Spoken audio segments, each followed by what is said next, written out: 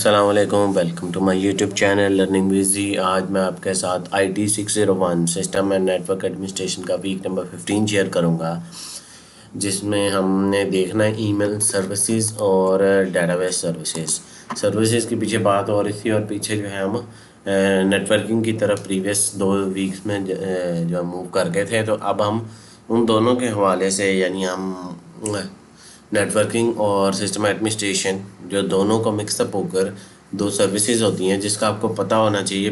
पहले भी हमने पढ़ा हुआ ईमेल सर्विस और डेटाबेस का। जो इसका प्रैक्टिकल कोर्स है उसमें तो वो आपको कॉन्फ़िगरेशन उसकी सिखाई गई है ना, जो प्रैक्टिकल पार्ट है। लेकिन यहाँ पर थोड़ा सा थ्योरी के कुछ कॉन्सेप्ट हैं जो आपको देखने और आपको पता होने ज़रूरी हैं। बीइंग एन IT एडमिनिस्ट्रेटर या फिर इंफॉर्मेशन डेवऑप्स में आप जाते हैं या जिस भी डिपार्टमेंट में होते हैं, आपको ये चीज़ें पता होनी चाहिए। अगर सपोर्ट डिपार्टमेंट में होते हैं ख़ास तौर पे इन चीज़ों का आइडिया आपको होना चाहिए। ठीक है, आइए हम देखते हैं कि क्या है ये email. Electronic way to send and receive message across the internet. It is similar to traditional mail but it also have some key differences. Element क्या होता है इसमें? एड्रेस होता है, ईमेल एड्रेस, यानी जिसको सेंड होना है या सेंडर या रिसीवर का। ठीक है, डिलीवरी किसके थ्रू सेंड होना है? मेल बॉक्स के थ्रू होना है या जो है वो ट्रेडिशनल मेल सेंड जो है वो एनवेलप के थ्रू या वैसे होती थी, तो ये मेल सर्वर के थ्रू सेंड होता है। टाइम कितना टाइम लेता है एक डेस्टिनेशन तक पहुंचने के लिए, ये 3 चीज़ें इसके अंदर होती हैं। आगे भी हम देखते हैं इसके अंदर क्या क्या होता है। इसके अंदर कंपोनेंट ईमेल क्लाइंट होता है, ईमेल सर्वर है, मेल बॉक्स है, MDA स्कूल है, नेटवर्क है। ठीक है, यूज़र जो है वो में मेल जब वो सेंड करता है तो ये सारा प्रोसेस जो है वो यूज़र A से यूज़र B की तरफ सारा जो डायग्राम के अंदर शो किया गया है। यूज़र जो है वो सबसे पहले मेल बॉक्स में देखता है अगर वो सेंड करने लगा है या ऑलरेडी उसको रिसीव हुई है, या वो स्पूल है फिर यानी आप सेंड करने लगा ईमेल, फिर वो डेटाबेस में उसका एलाइस बनता है, यानी उसका एक रेप्लिका सा बन जाता है कि ये ईमेल इसको सेंड होने लगी है। फिर ये MTA एड्रेस होता है। ठीक है, फिर वो नेटवर्क को जाके नेटवर्क से हिट होता है, उसने सेंड होना है। सेंड होने के लिए प्रोटोकॉल यूज़ होते हैं। कौन सा? SMT simple mail transfer protocol, SSL secure socket, IMAP होता है, POP3। ये POP का जो है ना POP जो है ये बेसिकली इसका तीसरा वेरिएंट यूज़ होता है। फिर आपका जाहिर सी बात है IP जो है IP एड्रेस यूज़ हो रहा होता है। ये प्रोटोकॉल यूज़ होते हैं और ये कंपोनेंट याद कर लें, पेपर में पूछे जा सकते हैं। डिटेल आ भी सकती है, ठीक है, नहीं भी आ सकती। ठीक है, तो आपने इसको ज़्यादा कोशिश ये करें कि मैं आपको एक ओवरव्यू दे देता हूँ। मैं पूरा ये हर चीज़ को डिटेल में नहीं जाऊँगा, आप डिटेल में इसको रीड आउट कर लीजिएगा। बेसिकली ईमेल क्लाइंट जो है वो आप वो यूज़ करते हो जहाँ से आपने ईमेल सेंड करनी है। ठीक है, आप अगर थर्ड पार्टी यूज़ करें यानी आउटलुक यूज़ कर रहे हो या थंडरबोल्ट, ये इन्होंने दिया हुआ है आपको बताया हुआ है इधर। थंडरबोल्ट ये एक ईमेल क्लाइंट है। बेसिकली आप जैसे फॉर एग्जांपल आपका जीमेल का अकाउंट है, वो आपका ईमेल क्लाइंट है। ठीक है, अगर आप कहीं और कन्फिगर कर लेते हैं, एक ईमेल अकाउंट को मल्टीपल जगह चलाना चाहते हैं, एक ही जीमेल पे तो वो एक जगह चल रहा है, लेकिन अगर आप चाहते हैं कि एक ही ईमेल अकाउंट को ज़्यादा यूज़र जो है वो चला सकें, एक ऑर्गेनाइजेशन में ऐसे होता है ना कि कोई ईमेल अकाउंट जो है वो ज़्यादा लोगों के पास भी होता है, तो उसको चलाने के लिए फिर ईमेल क्लाइंट यूज़ होता है।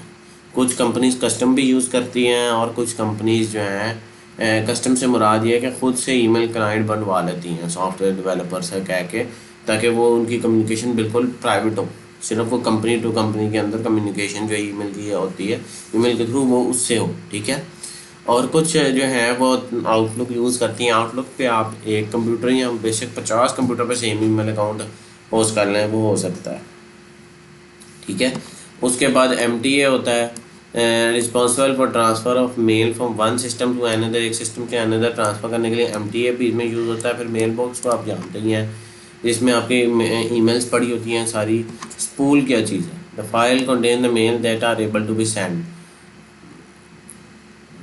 इसके अंदर वो चीज़ें लिखी होती हैं जो ईमेल सेंड होनी होती हैं। User agent append the outgoing mail in this file using SMTP simple mail transfer protocol के थ्रू आपकी मेल सेंड होती है। रिसीव होने के लिए IMAP या POP3 यूज़ होता है, ठीक है।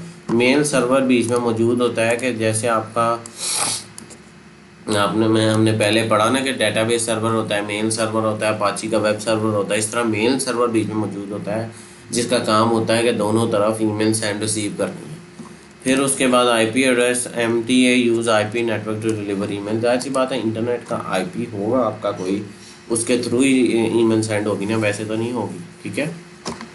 अब इसके बाद SMTP है, सिंपल मेल ट्रांसफ़र प्रोटोकॉल है। फिर POP पोस्ट ऑफिस प्रोटोकॉल है, इसको आप डिटेल में पढ़ लीजिएगा। IMAP और इसमें डिफरेंस ये होता है कि IMAP में आपके जो थर्ड पार्टी क्लाइंट है उस पर भी ईमेल सेव रहती है और आपके सर्वर में भी रहती है।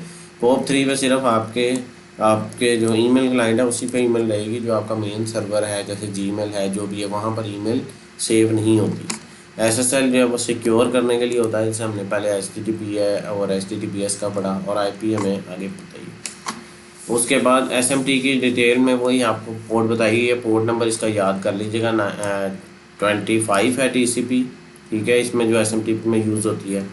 फिर ये कब डेवलप हुआ और ये किसने डेवलप किया, ये MCQ में पूछा जा सकता है। ये बातें मैं अभी आगे कुछ गुजार रहा हूँ, ये सब जस्ट यूज़र एजेंट क्या होता है, मेन ट्रांसफ़र एजेंट, ये सारी बातें मैं वो बता चुका हूँ एक रफली जो है वो उसके अंदर। हम आगे चलते हैं।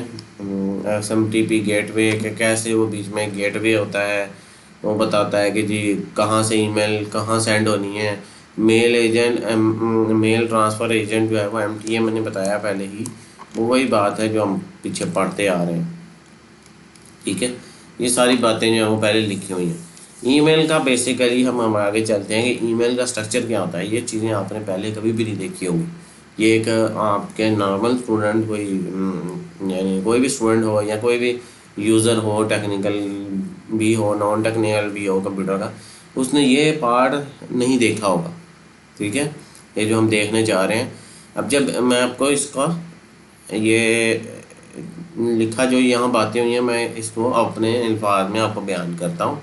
ईमेल जब सेंड होती है तो मेल हेडर फाइल उसके साथ, इसको हेडर फाइल भी बोला जाता है, वो भी उसके साथ जाता है। ईमेल आपने जो भी लिखी, डियर टीम थैंक्स फॉर ये वट इसका ये हेडर भी है और किसको सेंड हो रही है, फ्रॉम किससे टू, ये हेडर ज़रूर मौजूद है। लेकिन इसके पीछे एक हेडर फाइल भी होती है जिसके अंदर पूरी डिटेल लिखी होती है कि जो सेंडर है उसका IP एड्रेस, सेंडर किस लोकेशन से कर रहा है, क्या डिवाइस यूज़ कर रहा है, कौन सा ईमेल क्लाइंट यूज़ कर रहा है, कितने बज के कितने मिनट पे ईमेल की है उसने, ठीक है। उसके बाद रिसीवर की डिटेल भी सारी लिखी होती है कि जो ईमेल रिसीव कर रहा है, जब वो ये हेडर फाइल अपडेट होती है, जब ईमेल यहाँ से सेंड होती है हेडर फाइल में आपकी सिर्फ डिटेल है, जब वो फाइल वहाँ पहुँचती है तो फिर उसमें रिसीवर की डिटेल भी आपके एंड पे अपडेट हो जाती है कि अगर वहाँ ईमेल रिसीव नहीं हुई तो तब भी हेडर फाइल के अंदर आपके पास एरर आता है कि वो ईमेल जो है वो आपको वैसे भी बाज़ औक़ात ईमेल आ जाती है कि ईमेल सेंड नहीं हुई, हो सकता है उसके एंड से इशू हो सकता है आपके एंड से इशू हो। तो ये दो सारी फाइलें है सारी डिटेल आपके हेडर फाइल के अंदर आ जाती है। यहाँ आपको एरर जो लॉग आपको एरर फाइल आती है या एरर ईमेल आ जाती है कि ईमेल सेंड नहीं हुई है, ईमेल एड्रेस एग्जिस्ट नहीं करता या कुछ भी ऐसी चीज़ें, तो ये सारी बातें हेडर फाइल के अंदर लिखी होती है। पॉप मेल जो है ये सारी उसने वो दिखाया आपको, मेल राउट, ये वही बात जो मैं बोल रहा हूँ ना आपको, ईमेल जो आपको हेडर फाइल के बारे में बात कर रहा हूँ, ये सारी डिटेल हेडर फाइल के अंदर लिखी होती है, ठीक है। POP mail box, POP mail routes किस तरह वो गया है, ईमेल आपको रिसीवर कौन है, मैसेज उसको क्या रिसीव हुआ है और मेल बॉक्स में क्या है, ये सारी चीज़ें। SMTP कैसे वर्क करता है, DNS of server host mail from recipient to data quit, यानी वो चेक करता है DNS ऑफ सर्वर, जो सर्वर यूज़ हो रहा है ईमेल सेंड होने के लिए उसके डोमेन नेम सर्वर चेक करता है, फिर किससे मेल जा रही है, sender email address, recipient email address, फिर मैसेज और फिर एंड पे ईमेल करके वापस आ जाता है, ठीक है। एडिशनल कंपोनेंट रीसेट वेरीफाई, ये पूछा जा सकता है पेपर के अंदर, ये इम्पोर्टेंट है कि ये आपसे वो SMTP का काम जो है ये उससे आपसे पूछ सकता है कि उसके स्टेप्स बताओ, एक्सप्लेन करने के लिए शायद ना आए लेकिन स्टेप्स ज़रूर पूछ सकता है आपसे। फिर status Q, status for the server response with 3 code that may be phone और टेक्स्ट। अब इस तरह का जो है वो आपको 3 कोड जो है मैसेज आता है, उसके अंदर ये हेडर फाइल में लिखा होता है। ये सारी चीज़ें आपकी हेडर फाइल में आती है। हेडर फाइल आपको अभी भी शायद समझ ना आ रही हो, आप गूगल करके देखिएगा कि हेडर फाइल निकालते कैसे हैं। किसी भी ईमेल की हेडर फाइल कैसे निकलती है। हेडर तो आपको नज़र आ रहा है कि ईमेल का किसने किसको सेंड कर रहा है, लेकिन हेडर फाइल के अंदर सारी डिटेल लिखी होती है, ये कोड मैसेज भी आता है सारा कुछ। अच्छा, SMTP MTA कनेक्शन कैसे इस्टेब्लिश होता है। TCP सेशन होता है, 220 सर्विस रेडी होती है। ये भी MCQs में आता है कि सर्विस रेडी जो है वो SMTP कैसे किस तरह होती है। ये पोर्ट नंबर है। हेलो किसको जो है वो ईमेल डॉट जो ईमेल एड्रेस है उसको फिर 250 ओके, यानी फिर 250 एंड पे पोर्ट जो है एक्टिव होती है और वो ओके करती है। ठीक है, मैसेज प्रोग्रेस जो है वो आप सारी ये देख लीजिए, आपको रीड करेंगे आपको समझ आ जाएगी ये सारी बात कि मेल किससे हो रही है। 250 ओके है, रेसिपिएंट कौन है, फिर 250 ओके, फिर डाटा जो ईमेल का जा रहा है एक्चुअल में 354 start mail input from to date subject email send sequence ऐसे फॉलो होता है सर्वर के साथ, इसकी बातचीत क्या होती है वो सारी बात। एंड पे 250 ओके कर रहा है। ठीक है, उसके बाद कनेक्शन जब क्विट होता है तो 221 सर्विस जो है वो क्लोज होती है और TCP कनेक्शन जो है वो आपका टर्मिनेट हो जाता है। इसकी पोर्ट नंबर क्या थी 25 ही याद रखिएगा। TCP की जब कम्युनिकेट हो रहा होता है ईमेल में। Problem with SMTP no security authentication encryption possible solution verify command signature once use non terminal. ये बातें सारी लिखी हैं कि सिक्योरिटी नहीं है क्योंकि ये सिंपल मेल ट्रांसफ़र प्रोटोकॉल है, ये सिक्योर नहीं है, यानी इसके अंदर आपके कोई SSL वगैरह यूज़ नहीं होता, इंक्रिप्शन नहीं होती इसके अंदर। Email can be easily forget ये और only user non virtual terminal ये यूज़ करता है 7 बिट ASCII फॉर्मेट। ठीक है, एक अब इसके बाद SMT का जो एक्सटेंशन है वो MIME है, मल्टीपर्पज़ इंटरनेट मेल एक्सटेंशन। इसके अंदर बस ये है कि ये नॉन ASCII डाटा को network virtual terminal ASCII data में कन्वर्ट करता है। Text application image audio video जो भी आप सेंड कर रहे हो ईमेल के अंदर। इसका हेडर जो है goes between the email header and body. Version 1.1 use होता है। Contact type, contact transfer encoding, contact ID, content का जो डिस्क्रिप्शन होती है, जो भी आपकी ईमेल का सारा कंटेंट है आपने भेजा है वो सारा इसके अंदर होता है। ये सारी बातें आप इसके अंदर पढ़ लीजिएगा। ये थोड़ा सा इसकी जो है वो बेस क्या होती है 64 6 बिट, ये सारी चीज़ें याद कर लीजिएगा, रीड आउट कर लीजिएगा। बस इतना समझ लें कि ये एक SMTP का थोड़ा एक्सटेंडेड वर्जन है।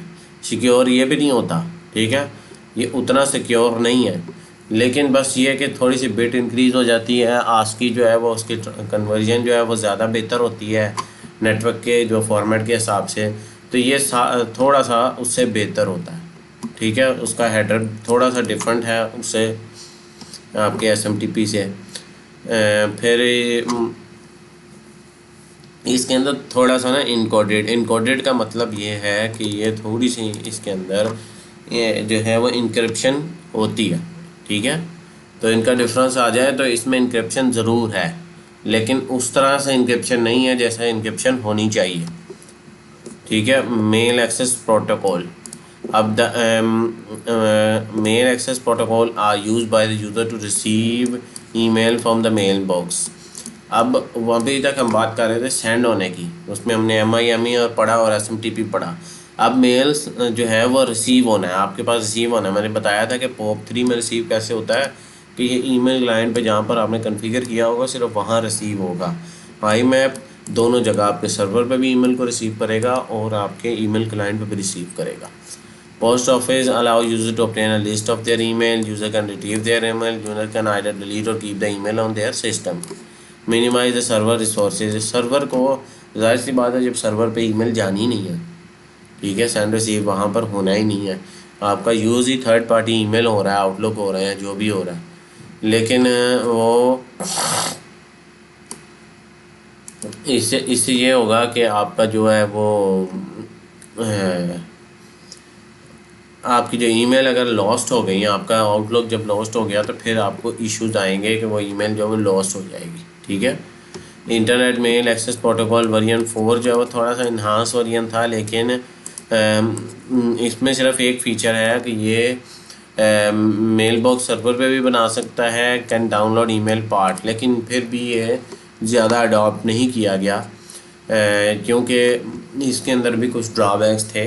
बस वो तो वैसे आपको यहाँ एक्सप्लेन नहीं किया कि मैं अपने वैसे बता रहा हूँ कि POP3 ही ज़्यादातर यूज़ होता है, वर्जन 4 इसका जो है वो इतना कॉमन नहीं है। फिर पोस्ट फिक्स है, फिर कोरियर आई मैप, फिर डीवोट। ये बेसिकली अब हम बात कर रहे हैं कि लिनक्स पैकेजेस, अब हम मूव कर रहे हैं कि हमने लिनक्स को कैसे जो है वो कन्फिगर करना है। अगर आप अपना लिनक्स सर्वर है उस पर आप ईमेल सर्विस कन्फिगर करना चाहते हो तो वो कैसे करोगे। पहले हमने apt अपडेट किया, फिर apt इंस्टॉल पोस्टफिक्स, पहले पोस्टफिक्स को इंस्टॉल कर लिया। ठीक है। उसके बाद configuration type, no configuration, internet site है या इंटरनेट विद स्मार्ट होस्ट है, फिर सैटेलाइट सिस्टम है या लोकल, आपने कहाँ पर करना है।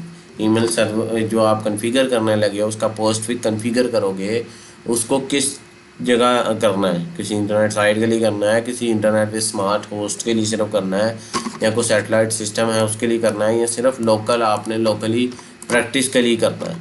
अभी तो आप सिर्फ प्रैक्टिस के लिए कर रहे हो तो आप ये कर सकते हो। लोकल होस्ट पर आप ईमेल सर्वर आप जो है रह कर कर सकते हो। ये उसकी कमांड है कन्फिगर मेल लोकेशन, आपने पहले तो वो लोकेशन कर लेनी है। फिर SMT authentication, SMTP auth allow client to identify itself through authentication and security layer authentication mechanism using a transport layer security to encrypt the authentication process. Basically आप SMTP को भी सिक्योर कर सकते हो किसके थ्रू, SMT ऑथेंटिकेशन को use करते हुए आप इसके ऊपर जो है वो simple authentication and security layer apply कर लेते हो या TLS अप्लाई कर लेते हो ताकि ये थोड़ी सिक्योर हो जाए और इसके अंदर इनक्रिप्शन आ जाए। कन्फिगर SMTP ऑथ कन्फिगर करने के लिए ये फ़ाइल आपने जो ऊपर वाली ये फ़ाइल जो है ये कन्फिगर मेल बॉक्स लोकेशन, ये उसमें ऐड करनी है सारी। ठीक है। उसके बाद TLS कन्फिगर करना है। Once you have certificate configure Postfix to provide, जब आपके पास वो TLS हो जाए कन्फिगर, उसके बाद आपने ये सारी जो है वो कमांड रन करनी है। ठीक है। यहाँ ये भी कुछ कमांड्स हैं, ये भी आप कमांड्स ही रन कर रहे हैं बेसिकली। ठीक है। और ये भी आप ये सारी कमांड्स आप रन करेंगे तो फिर आपका ये क्रिएट होगा। ठीक है। उसके बाद SSL, इसके लिए आपने ये कोड डैश कोर इसको इंस्टॉल करना है। ठीक है। इसको आप इंस्टॉल करेंगे, sudo apt इंस्टॉल, और ये इसको इंस्टॉल करेंगे। उसके बाद इसकी कॉन्फ़िगरेशन जो है नेक्स्ट एडिट द ETC, हमने इस फाइल को एडिट करना है 10.master config जो ETC dev config के अंदर, उसके अंदर ये डिटेल लिखनी है। ठीक है। ऑर्थ मैकेनिज्म प्लेन है, सूडो stdl। उसके बाद हमने क्या करना है, सिस्टम ctl कमांड से हमने इसकी सर्विस को रीस्टार्ट करना है। हमेशा ये चीज़ याद रखें कि जब भी आप कोई ईमेल या कोई भी सर्विस कॉन्फ़िगर करते हैं अपने लोकल सर्वर पे या लाइव सर्वर पे रहते हुए, आपको उसकी सर्विस को रीस्टार्ट ज़रूर करना पड़ता है। वैसे वो काम नहीं करती, वैसे आपकी फंक्शनैलिटी, ये फ़ाइल तो क्रिएट हो जाएगी, सेव हो जाएगी, जो भी आपने इसके अंदर अपडेट किया वो हो जाएगा, लेकिन वो काम तभी करेगा जब आप उस सर्विस को रीस्टार्ट करेंगे। बाज़ औक़ात आपको कुछ चीज़ों में लिनक्स को भी रीस्टार्ट करना पड़ता है। जैसे आपने विंडोज़ में देखा होगा, विंडोज़ में आप देखते होंगे अगर आप कोई चीज़ अपडेट करते हैं किसी भी गेम में या सॉफ्टवेयर में, तो आपको उस गेम या सॉफ्टवेयर को रीस्टार्ट करना पड़ता है। बाज़ औक़ात हर चीज़ के अंदर नहीं, बाज़ औक़ात करना पड़ता है। और बाज़ औक़ात ऐसे होता है कि आपको चीज़ इंस्टॉल करते हैं तो उसके बाद आपको कहता है कि विंडोज़ को रीस्टार्ट करो, कोई सॉफ्टवेयर हो या गेम हो या कुछ भी हो, तो सेम एज इट इज़ वही मैकेनिज़्म हम यहाँ अप्लाई करते हैं कि हम उसे रीस्टार्ट कर लेते हैं। ठीक है।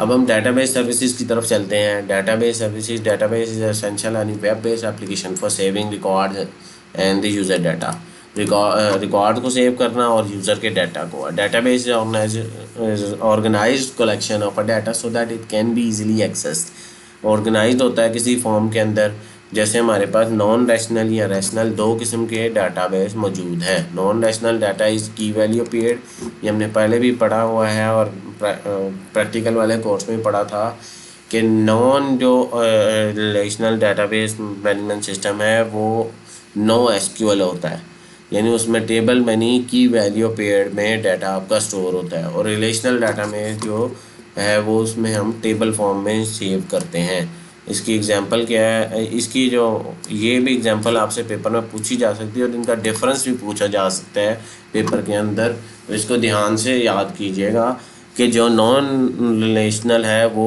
कौन कौन से, मोंगोडीबी, अमेजोन, डायमोडीबी, रेडिट और येस एक्सेट्रा, और जो ये है आपका कॉमनली यूज़ माई सिक्वल है, पोस्टग्रे एसक्यूएल है, एमएस एसक्यूएल है और ओरेकल। ठीक है,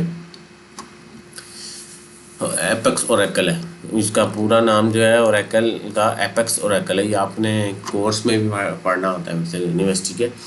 तो elements of rational database, rational database के एलिमेंट्स क्या होते हैं, टेबल, रोज़ एंड कॉलम, और रोज़ एंड कॉलम किस पर डिपेंड होते हैं, कीज़, प्राइमरी की के ऊपर, ये आपने डेटाबेस के अंदर कॉन्सेप्ट पढ़ा होगा सारा। Kernel table, type of table जो है उसके अंदर कर्नल टेबल होती है, एसोसिएशन टेबल होते हैं और कैरेक्टरिस्टिक टेबल होते हैं, ये आपने सारी बातें पढ़ी हुई हैं। एलिमेंट ऑफ रोज़, रोज़ के भी बारे में आपने पढ़ा हुआ है कि रो में हर एक एलिमेंट में एक जो ये सेल है उसमें सिर्फ एक वैल्यू आ सकती है, दो वैल्यू नहीं आ सकती, रिडक्टेंसी नहीं हो सकती। ठीक है, एलिमेंट ऑफ कॉलम, कॉलम के अंदर भी सेम एज इट इज़ इसी तरह ही है कि कॉलम बेसिकली आपका रेफ़र करता है मेटा इन्फॉर्मेशन। टॉप ऑफ सबसे ऊपर आपने नेम का कॉलम बना लिया, फिर एज का बना लिया, सो ऑन। इसके अंदर प्राइमरी की और फॉरेन की का कॉन्सेप्ट आपको याद होगा कि प्राइमरी की क्या होती है कि यूनिकली आइडेंटिफाई हो, हर टेबल में एक प्राइमरी की ज़रूरी है। अगर वो प्राइमरी की जो है वो ऑलरेडी कोई और प्राइमरी की है तो हम उसे क्या कहते थे, सेकेंडरी की, और अगर हमने किसी और टेबल के साथ उसका रिलेशनशिप क्रिएट करना है तो फिर हम उस टेबल की फॉरेन की को, इस टेबल के जो पहला टेबल था उसकी फॉरेन की को दूसरे टेबल में फॉर एज आ उसकी जो प्राइमरी की होती है पहले टेबल की, उसको दूसरे टेबल में एज आ फॉरेन की ऐड करते हैं ताकि उनका रिलेशनशिप की के थ्रू बनाया जा सके, जो यूनिकली आइडेंटिफाई हो की। ठीक है, एलिमेंट ऑफ इंडेक्सेस, हम ये आपने सारी चीज़ पढ़ी है। डेटाबेस स्केमा यानी एक कॉन्सेप्चुअल होता है, लॉजिकल होता है। कंसेप्शल यही है कि आपने कॉन्सेप्ट क्रिएट करना है कि बिग व्यू पिक्चर बनानी होती है कि हमने कैसा जो है डेटाबेस करना है। फिर लॉजिकल होता है, ये less abstract compare to conceptual, it clearly define the schema object with the information कि किस तरह के टेबल होंगे, फील्ड होंगी, नेम होगा। एक्चुअल में डेटाबेस नहीं होता, फिजिकल डेटाबेस में आप यही बात जो है वो एक्चुअल में आप डेटाबेस जो है वो उसमें इंसर्ट करते हो और उसको बनाते हो। इसमें सिर्फ टेबल सोचे जाते हैं कि कौन कौन से टेबल होंगे, उनमें क्या क्या फील्ड होती हैं। ठीक है, स्ट्रक्चर क्वेरी लैंग्वेज एसक्यूएल आपने पढ़ा हुआ है, data definition language, data manipulation language, data control, और ये सारी बातें आप पढ़ चुके हुए हैं कि एसक्यूएल के अंदर सिक्वेंशियल क्वेरी लैंग्वेज क्या है, स्ट्रक्चर क्वेरी लैंग्वेज क्या है, ये आपने पढ़ी हुई है कि आप क्वेरी रन करके डेटाबेस में डाटा में डालना हो कोई चीज़, यानी डेटाबेस के अंदर उससे निकालना हो, उसको अपडेट करना हो, उसको डिलीट करना हो, उसको मॉडिफाई करना हो, ये सारे काम ये आपको डायग्राम से वो बता भी रहा है सारी बातें। ये जो मैंने हाईलाइट की है ये सारी बातें उसके अंदर बता रहा है। ये पेपर में पूछी जाती हैं कि डीडीएल क्या करता है, डीएमएल क्या करता है, डीसीएल और ये बाकी सारी बातें। ठीक है, MySQL same as it is जो आपका आपने एसक्यूएल सर्वर पढ़ा था वही चीज़ है, लेकिन माई का मतलब यह है कि ऑनलाइन हो जाता है। ये माई सीक्वल जो है ये बेसिकली हम इसे ऑनलाइन यूज़ करते हैं। लोकल होस्ट पर भी आप टेस्टिंग पर्पस के लिए यूज़ कर सकते हैं, लेकिन इसमें ज़्यादा डिफरेंस नहीं है। जो बातें हम पीछे पढ़ते आ रहे थे वही चीज़ें हैं इसके अंदर। कॉमर RDMS हमने ये पढ़े हैं, RDBMS जो है हमने वो पीछे एग्जाम्पल में भी पढ़े थे। ठीक है, अब माई सीक्वल सर्विस को आपने इंस्टॉल करना हो तो वो कैसे करेंगे। हमने माई सीक्वल सर्वर को हमने इंस्टॉल करना, पहले तो अपडेट करना, फिर इंस्टॉल करना, फिर उसका वर्जन चेक कर लेना है, वेरीफाई करते हैं कि इंस्टॉल हो गया। फिर उसके बाद सिक्योर माई सीक्वल सर्विस को इंस्टॉल करना है। ऐड अ डेडिकेटेड, अब एक यूज़र जो है हमने ऐड करना है। उसके बाद हमने क्रिएट यूज़र होस्ट नेम जो है उसको यूज़र को जो है वो बेसिकली ये जो सूडो माई सीक्वल हमने किया है ये बेसिकली माई सीक्वल सर्वर को स्टार्ट किया है। ठीक है, उसके बाद हम यूज़र ऐड कर रहे हैं, क्रिएट किया हमने यूज़र, उसको पासवर्ड जो है वो असाइन किया, उसके बाद प्रिविलेजेस असाइन कर रहे हैं हम कि उसको एडमिनिस्ट्रेटिव राइट दे दिए जाएं फुल जो है वो उसको जो है वो, ताकि जो है वो आप है तो लोकल होस्ट पे, लेकिन आप उसको एडमिनिस्ट्रेटर के राइट ग्रांट कर रहे हो ताकि वो हर चीज़ कर सके। क्या क्या कर सके? Create, alter, drop, insert, update, lead, select और रेफरेंस। कमांड बाज़ कमांड भी आपसे पूछी जाती हैं पेपर में, प्रैक्टिकल में ज़्यादा पूछी जाती हैं। ये प्रैक्टिकल का भी अगर स्टूडेंट इसको वॉच कर रहा है तो ये प्रैक्टिकल के लिए भी, प्रैक्टिकल के कोर्स में असल में ज़्यादा कमांड्स नहीं दी हुई, बहुत थोड़ा सा उसका कोर्स बताया हुआ है। तो आपको डिटेल में जो कोर्स प्रैक्टिकल का भी चाहिए वो आप यहाँ से ले सकते हैं। फिर सिस्टम CTL, इससे जो है वो सर्विस जो है वो मैनेज करेंगे हम। उसका पहले स्टेटस चेक करते हैं, फिर उसको हम रीस्टार्ट करेंगे। रीस्टार्ट कर लो या स्टार्ट कर लो या फिर इनेबल कर लो। पहले रीस्टार्ट करोगे, फिर उसके बाद स्टार्ट करोगे और फिर इनेबल करोगे, ठीक है। Log in to your MySQL server, आप उसे MySQL सर्वर को उसका जो हमने यूज़र दिया होगा वो दे के हम उसे लॉगिन कर लेंगे। अच्छा, इसके यूज़ क्या है? Server maintenance, server configuration, server monitoring, database का बैकअप रखना, resource management, MySQL service management, user को मैनेज करना, फिर SQL crude operation, create, remove, update and delete, इसको कहते हैं क्रूड को, और बहुत सारे ऑपरेशन जो है वो आप अपने वेबसाइट का प्रॉपर डेटाबेस, एक नहीं मल्टीपल MySQL में। ये नहीं है कि सिर्फ क्योंकि ये DBMS है, डेटाबेस मैनेजमेंट सिस्टम है, तो ये पूरा एक सिस्टम है, ये मैनेज कर सकता है आपका जितना भी जितनी भी वेबसाइट्स हो, एक नहीं एक से ज़्यादा, मैं वही बात कर रहा हूँ, मल्टीपल वेबसाइट का डेटाबेस एक जगह आप मैनेज कर सकते हो। अमन टास्क जो है परफॉर्म किए जाते हैं, सारी जो बातें हैं आपको बेनिफिट ऑफ MySQL असल में। अच्छा, ये आपको क्यों पढ़ाया जा रहा है, मैं यहाँ पर स्टॉप करता हूँ कि इसके बेनिफिट्स में मैं स्टॉप करके तो आपको बताता हूँ कि आखिरकार क्यों पढ़ाया जा रहा है। क्योंकि आप सिस्टम एडमिनिस्ट्रेटर होंगे। सिस्टम एडमिनिस्ट्रेटर नेक्स्ट वीक के अंदर बताया गया है कि जो किस तरह की जॉब्स आपने करनी होती हैं, तो आपको सपोर्ट डिपार्टमेंट में बाज़ इन चीज़ों को मैनेज करना पड़ता है, ठीक है। तो ताकि आपको पता हो, ज़रूरी नहीं है एज अ डेवलपर आपको पता हो, डेवलपर को तो पता ही होंगे क्योंकि उसने डेटाबेस मैनेज करना है। आपने डेटाबेस को मैनेज नहीं करना, लेकिन आपको ये चीज़ें कॉन्फ़िगर करनी आनी चाहिए कि आपको डेवलपर को बाजू का डेवलपर के पास टाइम नहीं है, आप डेवऑप्स के डेवलपमेंट ऑपरेशन के डिपार्टमेंट के में काम कर रहे हैं, तो आपको इसके बारे में नॉलेज होना चाहिए कि PHP MyAdmin क्या है। MySQL बेसिकली PHP MyAdmin से मैनेज होता है, या और भी है SQL वर्कबेंच के थ्रू जो है वो आप उसे मैनेज कर सकते हो, या Apex Oracle के थ्रू कर सकते हो। डिफरेंट प्लेटफॉर्म मौजूद हैं, ऑनलाइन ऑफलाइन मौजूद हैं हर तरह के। तो ये आपको चीज़ें पता होनी चाहिए ताकि आप उसको इजीली जो है वो, अगर डेवलपर के पास टाइम नहीं है तो आप सर्वर क्रिएट करके उसको दे दो, वो अपना डेटाबेस जो भी उसने मैनेज करना है वो मैनेज करता रहे। तो इसलिए आपको रिमोटली, और ज़्यादातर आपने जो बातें करनी होती हैं, ज़्यादातर चीज़ें मैनेज करनी होती हैं, आपने वो सारी कमांड लाइन के थ्रू करनी होती है। आप बार बार देखते हैं ना कमांड लाइन के आपके पास बहुत कम जगह होती है जहाँ पर आपको ग्राफिक यूज़र इंटरफेस मिलता है। आप में बहुत कम चीज़ें हैं जो आप ग्राफिक यूज़र इंटरफेस के थ्रू करते हो। ज़्यादातर चीज़ें जो हैं वो आप जो है वो कमांड लाइन इंटरफेस के थ्रू कमांड करके ही कर रहे होते हो। तो आपने ऊपर देखा कि आप कमांड लाइन के थ्रू आप इसको क्रिएट किया, और सारी चीज़ें जो आपने डेटाबेस वगैरह सारा कुछ जो है वो मैनेज इस तरह करना है कि एक डेवलपर आता है वो आपको कहता है मैंने ये डेटाबेस क्रिएट किया है, इसको जो है वो लाइव सर्वर के ऊपर MySQL का लाइव सर्वर बनाओ और उस पर अपलोड कर दो, ये डेटाबेस का नाम होगा। आपको वो अपना टाइम बचाने के लिए वो आपसे ये, क्योंकि आपका ये पार्ट ऑफ जॉब है, ठीक है। एडमिनिस्ट्रेटिव MySQL विद MySQL से आप क्या क्या कर सकते हो, ये सारी बातें जो है वो कमांड के थ्रू उसने आपको बताई हैं कि आप क्या क्या चीज़ें जो है आप उसके अंदर कर सकते हो, ठीक है। PHP MyAdmin के बारे में मैं बात अभी कर ही रहा था पीछे, वो आ गई कि ये सिक्योर स्टेबल प्लेटफॉर्म है, कंपेटेबल है हर तरह का जो है वो लिनक्स के जो सर्वर हैं उन पर आपको PHP MyAdmin मिल जाता है, और आसानी से आप इसको मैनेज कर सकते हो। आपने इसकी एक असाइनमेंट भी आई थी, वो भी की होगी, और आगे भी कोई आएगी तो वो आप करेंगे, ठीक है। इससे रिलेटेड होगी, और आपके काफ़ी सारे सब्जेक्ट्स हैं, या आपका फाइनल ईयर प्रोजेक्ट जब आप आगे आता है उसमें भी आप इसको, क्योंकि आपने डेटाबेस इस्तेमाल करना होता है तो PHP माई एडमिन को आप इस्तेमाल करेंगे। ठीक है, आगे चलते हैं। इसको PHP माई एडमिन को आपने इंस्टॉल कैसे करना है, ये सारी बातें मैं इसको पास ऑन कर रहा हूँ, गुजार रहा हूँ, मैं आपको नहीं बता रहा, क्योंकि इससे सिंपल सादी कमांड लिखी हुई है, उसको आप रन करेंगे और उसको एंड पर रीस्टार्ट करेंगे तो वो हो जाएगा। आपने पहले भी प्रीवियस में अपाची का वेब सर्वर किया था, ये भी अपाची का ही है। PHP माई एडमिन जो है अपाची ही देता है। ठीक है, डॉक्यूमेंट डेटाबेस कर सकते हैं, की value store, common store, graph database. इसमें ये भी फीचर है कि आपने सॉरी मैं नॉन एसक्यूएल में पढ़ गया, मैं इसमें PHP माई एडमिन के अंदर आप डेटाबेस डायग्राम भी बना सकते हैं। तो बात अभी उसने नीचे लिखी है, उसमें भी ये हो सकता है ग्राफ डेटाबेस, इसके अंदर भी हो सकता है कि आपको वो डायग्राम खुद ही से बना के भी दे देता है आपको डेटाबेस भी।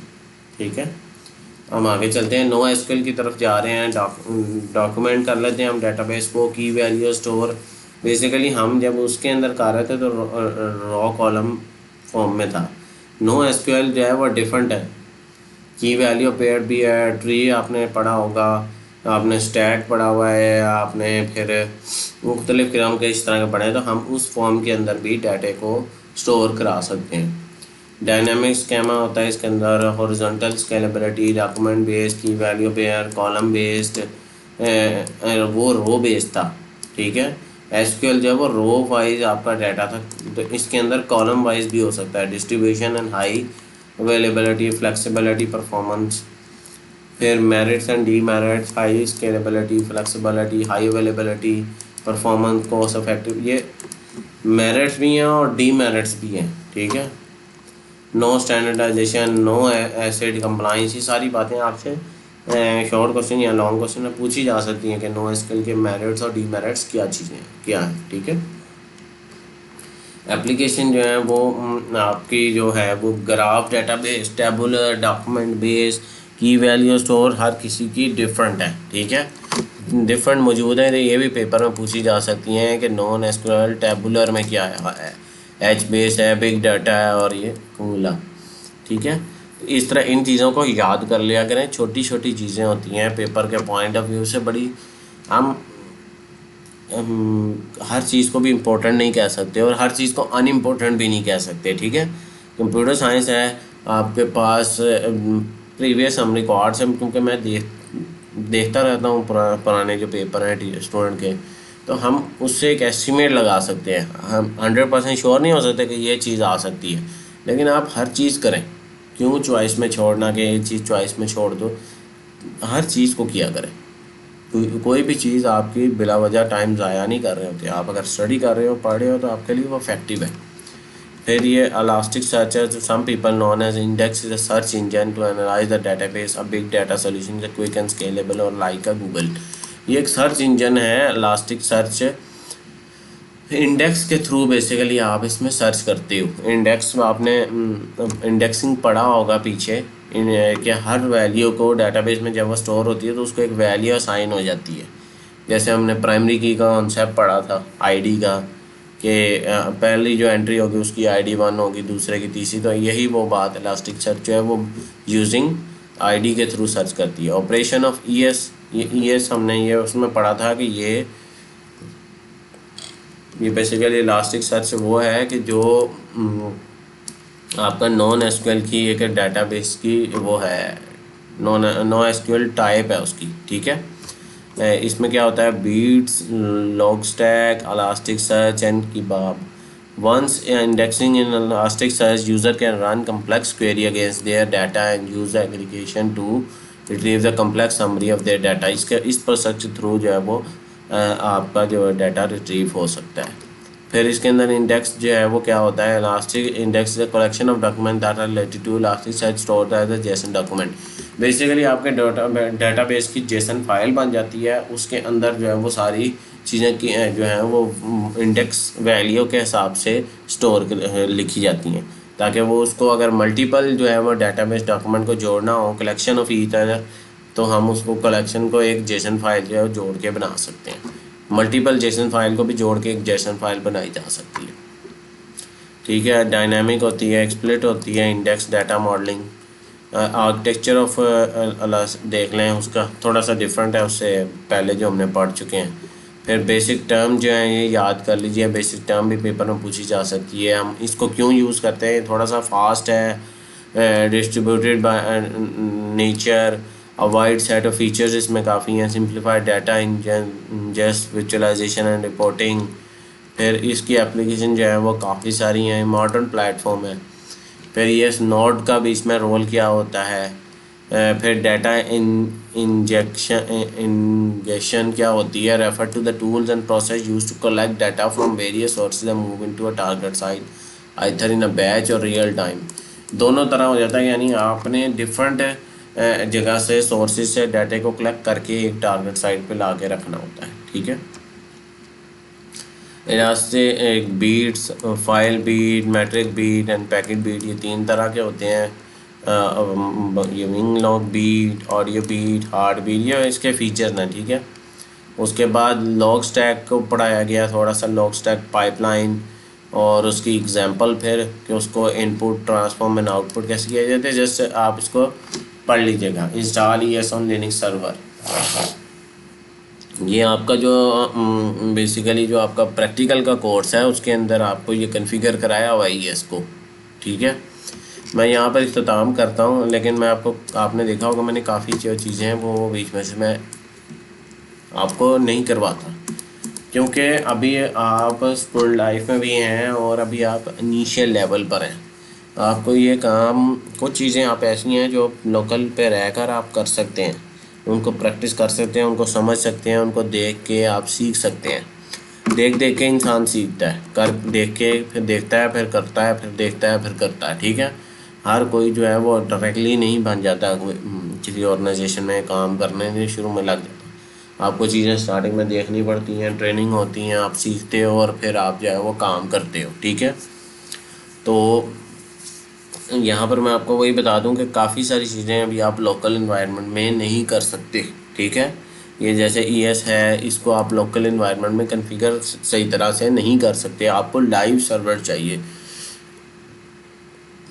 आप लोकल सर्वर के ऊपर रहते हुए जब आप लिनक्स की एक मशीन लोकली क्रिएट करोगे VMware में या वर्चुअल बॉक्स के अंदर, उसमें रहकर आप काफ़ी सारे काम नहीं कर सकते, कर भी सकते हैं और नहीं भी कर सकते। सर्वर आप क्रिएट कर भी लोगे, लेकिन काफ़ी सारी चीज़ें जो हैं वो लाइव सर्वर के ऊपर डिफरेंट होती हैं as compare to local server, ठीक है। ये बातें आपने अपने जहन में रखनी है, इसलिए आपने उससे परेशान नहीं होना कि काम उस पर नहीं हो पा रहा, तो वो ज़रूर कोई ना कोई उसके अंदर रिस्ट्रिक्शन होगी लोकल सर्वर के ऊपर, ठीक है। यहाँ पर वीक नंबर 15 जो मैं अख्तिताम करता हूँ। मेरी वीडियो अगर पसंद आई तो मेरे चैनल को सब्सक्राइब करें, मेरी वीडियो को लाइक करें, ज़्यादा से ज़्यादा स्टूडेंट्स के साथ शेयर करें ताकि वे इससे फ़ायदा उठा के बेहतरीन तैयारी कर सकें। मिलते हैं अगले वीडियो में, तब तक के लिए अल्लाह हाफिज़, अस्सलाम वालेकुम।